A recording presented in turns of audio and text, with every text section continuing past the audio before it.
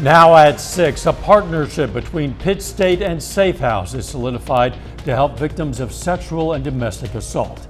Plus, when construction is expected to start for storm shelters in McDonald County schools after voters approve a $21 million bond.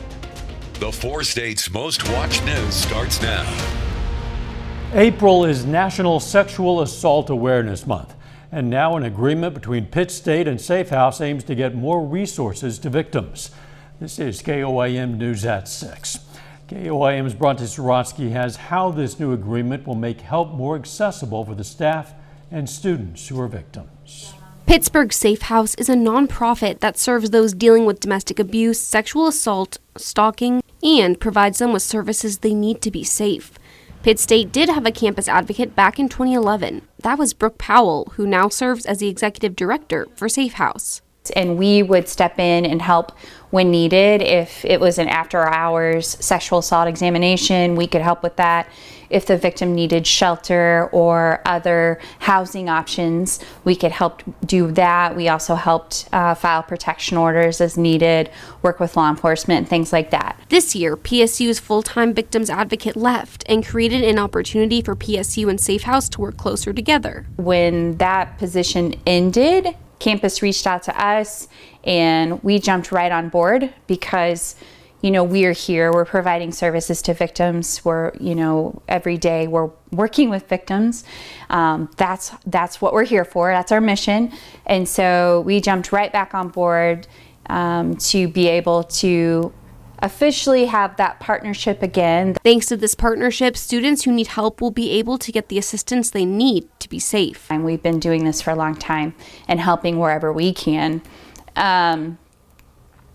We hope to be able to receive those referrals from campus. So if a student comes to a faculty member and says, listen, this has happened to me, they will know, hey, we need to call Safe House, and our advocate staff will come to the victim, will come on campus, come pick the victim up. Although PSU does not have an on-campus advocate, students and staff do have advocates that are ready to step in and help. In Pittsburgh, Bronte Sorotsky, KOAM News. All services Safe House provides are free and confidential.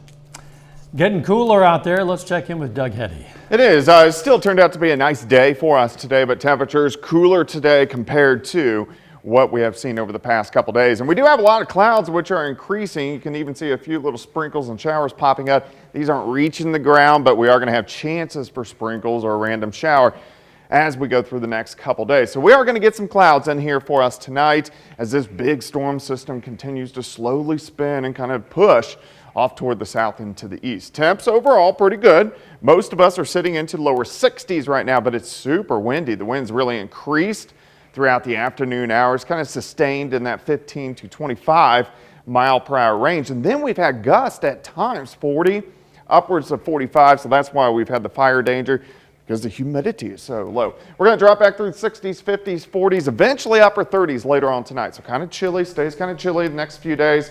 We're going to look at that here in just a bit. Catch you then. The Miami, Oklahoma Public Utility is adding a new charge to customers' electric bills to repay money owed stemming from last year's February freeze. The charge, labeled PCAX, stands for Power Cost Adjustment. This is an example of a bill with the charge.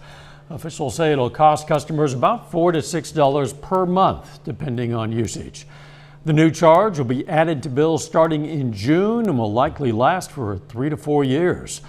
Officials expect that'll be enough to pay back the $2.7 million owed to the GRDA for power used during that winter storm. McDonald County, Missouri School District officials say construction on some storm shelter projects will begin soon after voters yesterday approved a $21 million bond.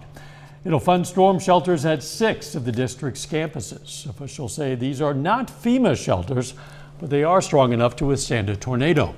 They'll be open to the community in an emergency. Officials also say they won't just be safe rooms, they'll have other purposes as well. Things like gymnasiums and multi-purpose rooms, weight rooms and classrooms that will be used on a regular basis in each one of these schools. So it's going to be a benefit day to day in these schools. While some of the smaller projects funded by this bond will begin soon, the larger ones will be up for bids before work starts. The Republican-controlled Kansas legislature is poised to slash taxes again. Democrats agree taxes should be cut, but how is the question. Governor Laura Kelly proposed cutting the state's tax on groceries and giving residents $250 income tax rebates. While Republicans remain wary of Kelly's proposals, legislators could cut taxes by nearly $1.5 billion over the next 3 years. The proposed cuts await them when they return April 25th from their annual spring break. Some Kansas healthcare workers who worked on the front lines during the pandemic will get a bonus. Governor Kelly today announced $51 million would be distributed to Medicaid home and community-based services providers beginning in June this year. Bonuses will benefit about 24,000 direct support workers in the state. Each care worker could receive up to a $2,000 bonus. Additionally, as an incentive to bring more direct support workers to the field, agencies will receive $1,500 per new staff for a recruitment bonus. Bonus payments are available through the American Rescue Plan Act, signed into law in March of 2021.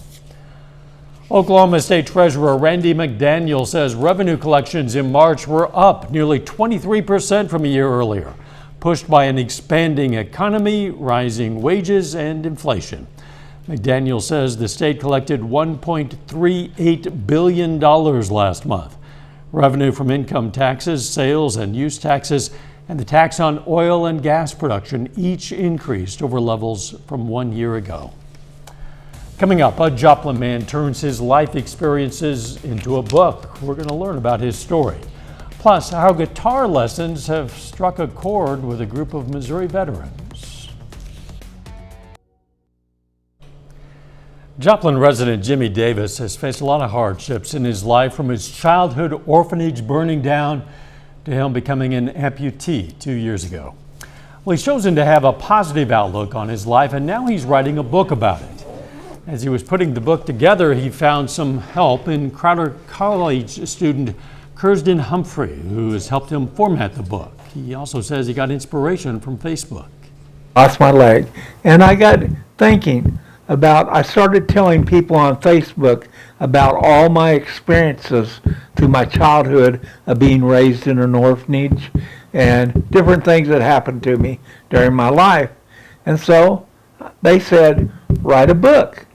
So I wrote a book. The book will be titled Tales, Short Stories, and Poems of a One-Legged Hippie. It's slated to be released next month. Area businesses and entrepreneurs came together in Joplin for coffee to celebrate the first anniversary of the 1 Million Cups program. It's a national program to engage, educate, and connect entrepreneurs. Some of the local businesses talked about what they do and how they want to grow in the year ahead.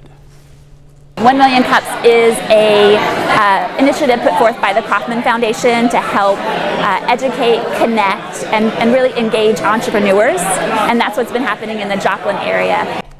1 Million Cups works with 160 communities nationwide, holding weekly meetings with businesses. A special moment for a group of veterans in Poplar Bluff, Missouri. They walked away with a certificate and new skills. And some have new goals they want to accomplish thanks to a guitar class. Reporter Brooke Buckner has more. If I can learn, anybody can. Norman Davis served 2 years in the Army and says he wanted to learn to play guitar all his life. Just kept putting it off all the time. Until he saw John J. Pershing VA Medical Center offered a guitar class. There you go, and you just lift that finger up right here. And I think I was about the first one called. And I said, I'm going to try that. The instructor and Marine Corps veteran Lee Willard tells me he originally planned to teach 3 chords, but it ended up being more. And by the 3rd week, they had the 3 chords down, and we moved in, I believe, about 7 chords is what they learned through the 6-week group. So they far exceeded my expectations. Play a chord, any chord. All right, let's start out here with D. Monday, Willard and the veterans ended the class with a graduation ceremony, and each of them walked out with the certificate in one hand and a guitar in the other. Thanks again. See you later. A lot of generous people in the community has donated guitars and amps and other things to these veterans. John Washburn says he enjoyed the class so much, he plans to use his new skills to teach other veterans in Southeast Missouri. Music's a big influence on my life. I started when I was 16. I think it's going to be a very good, enjoyable time. There's no better camaraderie and the feeling of actual safety and acceptance of being with your brother veterans. Davis says it'll take some time, but he's determined to become a better guitar player. I'm going to pick this guitar and I'm going to lay it on Lee there. For if anybody throws me out of any place for picking a guitar, I'm going to say, you blame Lee for it. It's great. A little bit later, Missouri Southern officially introduces Sam McMahon as its new men's basketball head coach. Plus, our temperature is cooling down just a bit over the next couple days. We'll check that out coming up.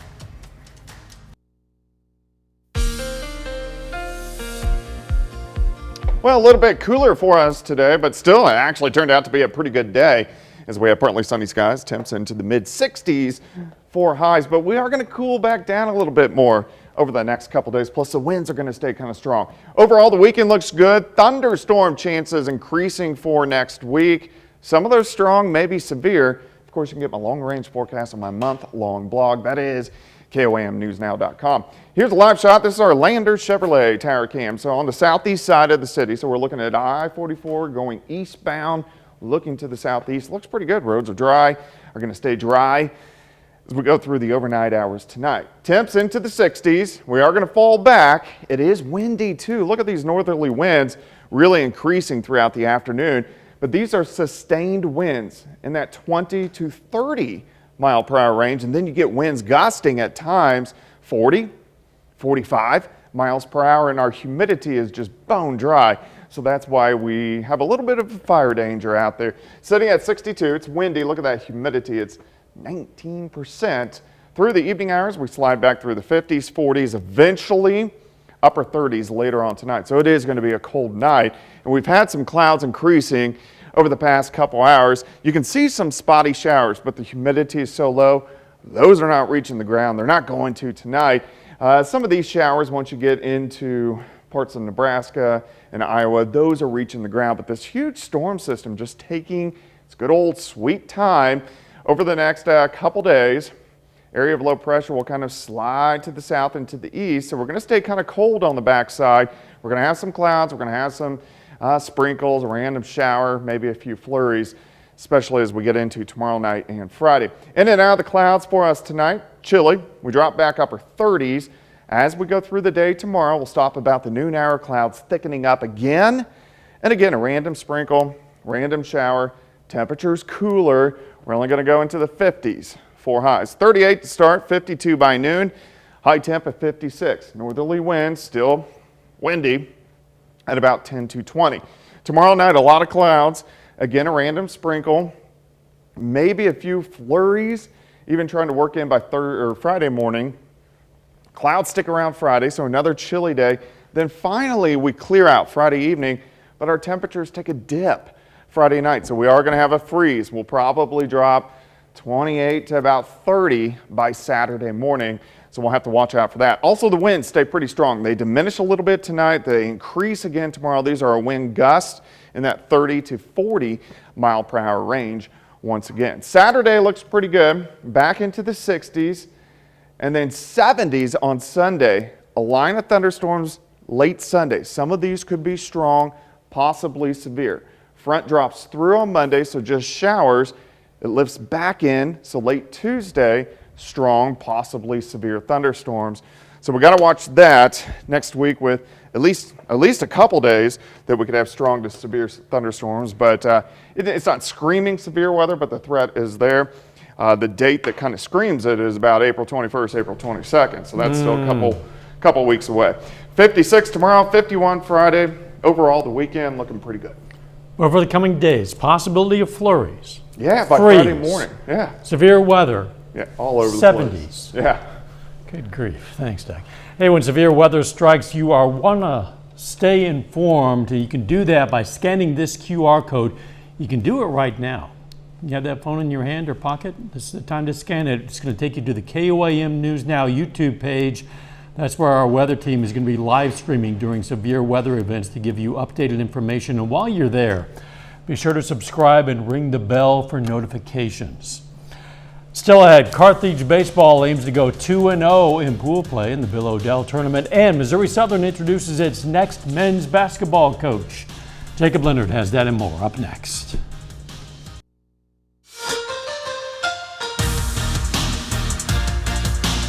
Missouri Southern introduces its next men's basketball head coach today. The school held a press conference this afternoon to introduce Sam McMahon as the leader of the program.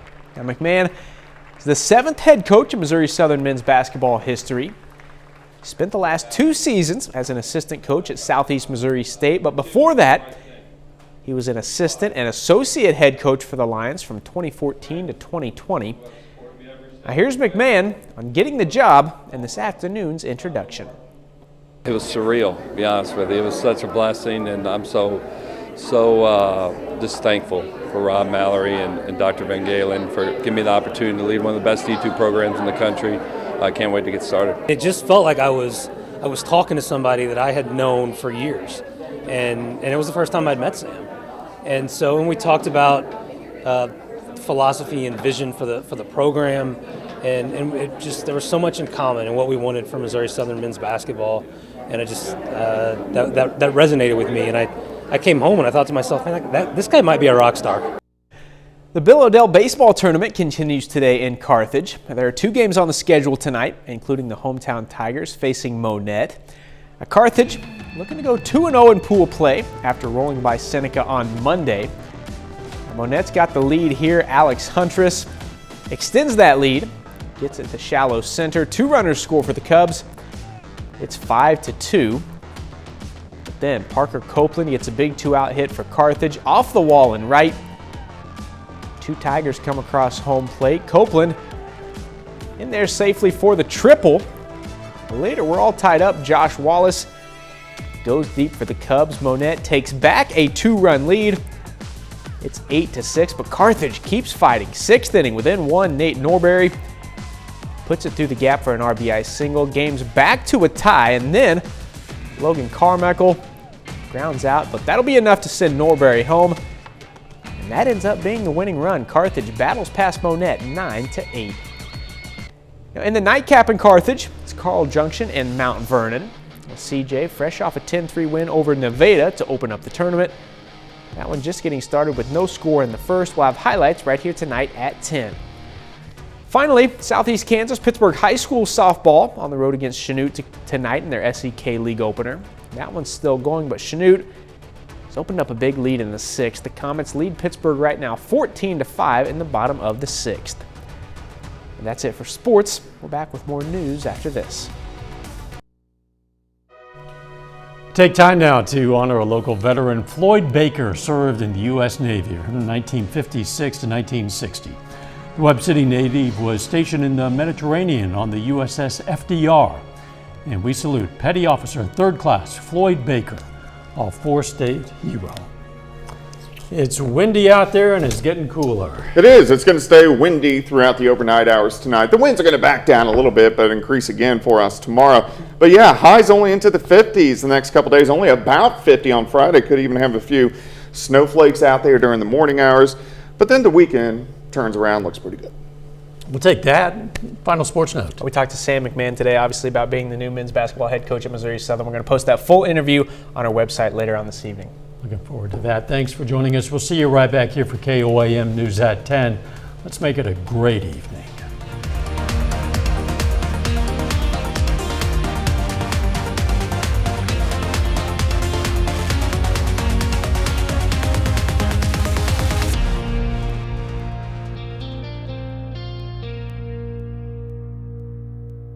Salon service is provided by the Wild Side.